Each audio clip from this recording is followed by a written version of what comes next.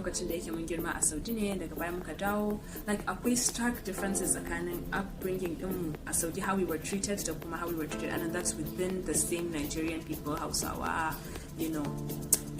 A Saudi, like for example in aka tashi wani biki, oh my god, Suna ye were lit. Like kids could not wait for another woman to give birth just so that another's epic Suna would be thrown. Like it was just a party. And guess what? In these parties, children were always the first to be served. Like everybody was so nice and so sweet to you. When you came, of course, you'd go and greet everybody. Like just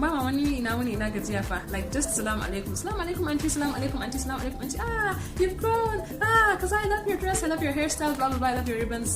And you were just treated like with dignity and respect and love. And when it was time for food, kids were always served first, and you got to be as picky. Like while you were being picky, and your mother would try to like kind of discourage that pickiness, another aunt would stand up for it and be like, I beg, allow them, it's a party, allow them to eat as much cake and dessert they want, and they don't even have to eat like the rice or whatever, as long as they it was just a good time. As long as they eat the chicken, they eat the meat, they eat the kebabs, the sambusas, and then later on they come and ask for cake. Like, you were good to go. As long as your belly was full, nobody really cared what you filled it with. And there was fruits, and there were drinks, and there was juice, and at the end of everything, there was always this like dancing kind of competition. Well, not always, but depending on the ustazancy levels of the family. Some families had this dancing party where like all these Hausa, the songs from Hausa movies would be recorded on cassettes, and they would play for us, and we would dance, and it'd be sprayed with chocolate. That was a good time. I'll never forget that. With this one time, I will never forget this one time. Suna was coming to an end, and we were dancing, and this lady came with this huge box of Cadbury chocolates, the small Cadbury chocolates, and she kept spraying it, you know, she kept throwing them in the air, and we kept you know, racing to pick the best ones and the most and everything. I was wearing a red, I think it was a shadda, a kind of boo-boo shadda at the time. It was red, and I had my onkwali, my scarf, and I took it and I collected this huge amount of chocolates. Like my scarf was even heavy, because not just the lady who threw it, like there was a lot of chocolate being thrown at children at the time. Okay, there was a lot of chocolate. I loved chocolate, and I collected as much chocolate as I could. So after I had finished collecting, I was so happy. I was on cloud 9. Oh my god, I was happy. Okay, and for some reason, childhood naivety. I don't know who among my enemies was right there looking at me. I don't know, looking at me just gleefully, you know, collect all that chocolate. I don't know. I had to pee, and so I very foolishly took my scarf, my bundle of chocolates, and I placed it on the table. There was a side table. I kept it on the table behind this kind of frame to sort of hide it. And I went to pee, and I came back, and I found oh my god, I still feel this heartbreak. I still feel this heartbreak, my people. Somebody, one enemy of mine, I don't know who, I guess the moment I had left the parlor, they went to my scarf, untied it, and took all my chocolates, all of them, except 5 Milky Ways, I think. And I hate Milky Way. Like to this day, Milky Way is one of the worst chocolates I have ever tasted. Like I hate Milky Way to this day. I hate Milky Way to this day. But they left like 5 Milky Ways in my scarf, and they took all the rest away. I was frustrated. Oh my god, I was frustrated. I was angry, and I went to report to the woman with the Cadbury box, and unfortunately she had like sprayed it almost all of it at us, and there were like a few pieces of chocolate left, like was it, I don't know, 2 or 3, and I was lucky they were Galaxy, and she gave it to me. But still, I couldn't. I searched and searched and searched, but of course the culprit had long left. I guess the moment, because like at the time while we were busy dancing, while we were busy dancing and getting sprayed chocolate, you know, the other adults were cleaning up and the families were getting ready to leave. So they must have left by the time I was out, or they were really clever and they knew where to go and hide the chocolates where I would never find them. And yeah, that was that. And yeah, that one. And so, being a child who was used to these kind of Suna celebrations, like there was food in abundance, it was so fun, there was friends, there were family, you were loved. Yeah, just imagine a child taken from that environment, that kind of Suna, to Nigeria, the land of child's.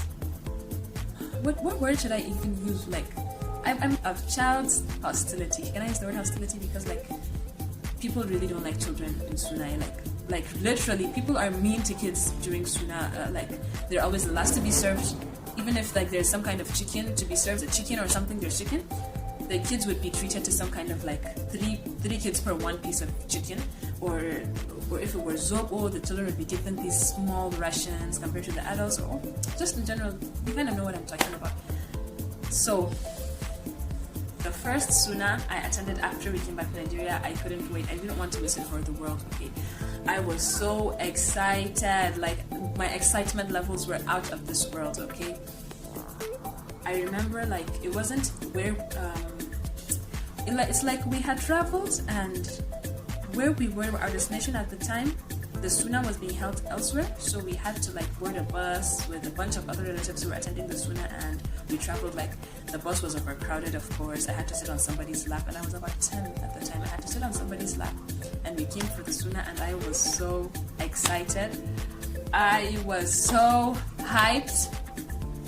I walked around the house like looking for, okay, like where's the venue of the Suna? Because back then, the Suna was usually held like in the backyard or in the palo, and it was really decorated with like the balloons and all these kinds of decorations, and then there was that huge table by the side with all the food and refreshments and everything. And I kept walking around like, okay, where are the decorations? Where's the food?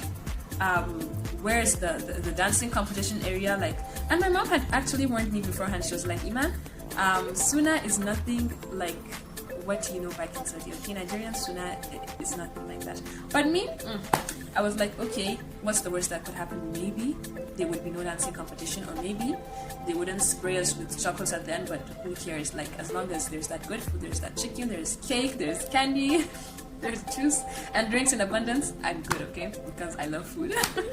So we went, and not only was there zero decoration, there was no decoration, there was no table of food, there were no cakes, there were no fruits, no juice, no drinks, nothing. There were just like huge groups of women with their babies, of course, sitting down and chatting and laughing. And then the kids my age were being sent on errands left and right, so we didn't even have time to like really play. And the food was typical.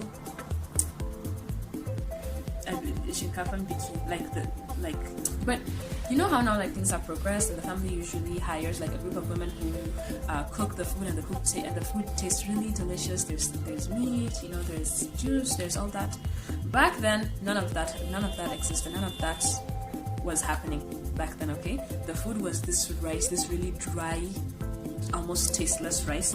The drink was zobo, like tied in those little nylon bags, zobo and ginger, and I didn't like the taste of them, and that was it.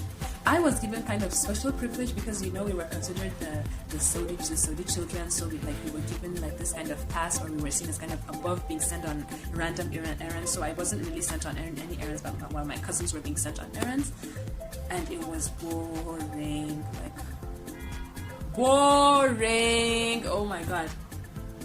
So that by the time I was halfway through the Suna, I couldn't wait to leave. Like, what the hell is going on? What the hell is this? Suffice to say, that was the first and last Suna that I ever looked forward to. To this day, I'm not excited for Suna. I do not like Suna. I do not look forward for Suna. Like, Suna is the last thing on my mind, and a lot of times I purposely wait till the last dying moment to attend a Suna. Like, I can't understand how people are able to go for Suna from morning till afternoon. Like, no, I cannot do that. I can't. At least if the person is like a close relative, I'll try to go like in the like around 12, 1 around Zuhur time, and leave like by 5. That's like if I have tried for you, I have tried extra for you. But Suna, kai, nah. Like the Suna spirit has long been exorcised or exorcised out of my soul, out of my being.